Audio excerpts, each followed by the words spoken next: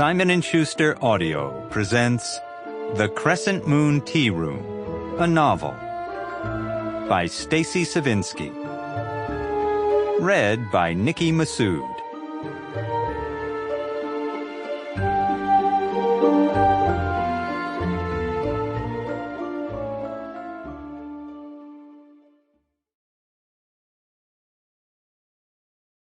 For Sebastian.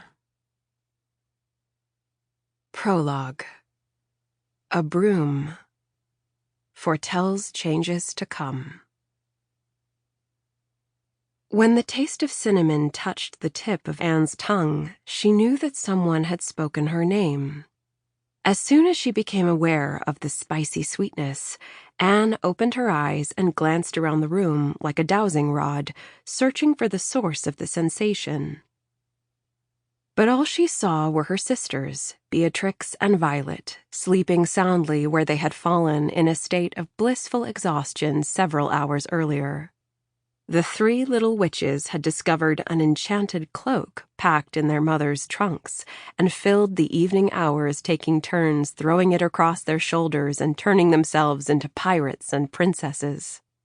They'd only stopped when Violet, who'd insisted on playing the part of a court jester, had collapsed onto a pile of old quilts in the corner of the attic and closed her eyes, for only just a moment.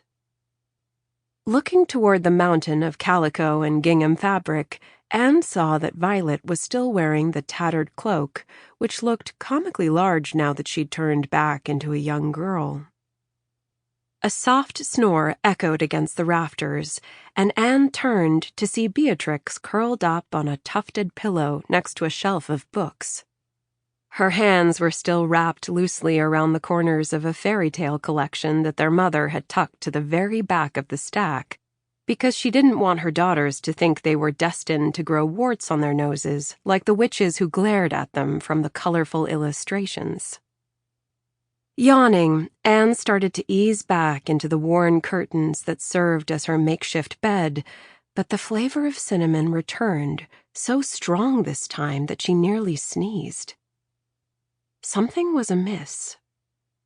As quietly as she could, Anne rose from her velvet cocoon and tiptoed toward the spiral staircase across the room.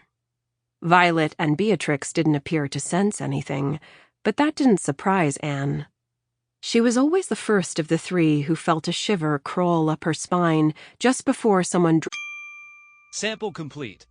Ready to continue?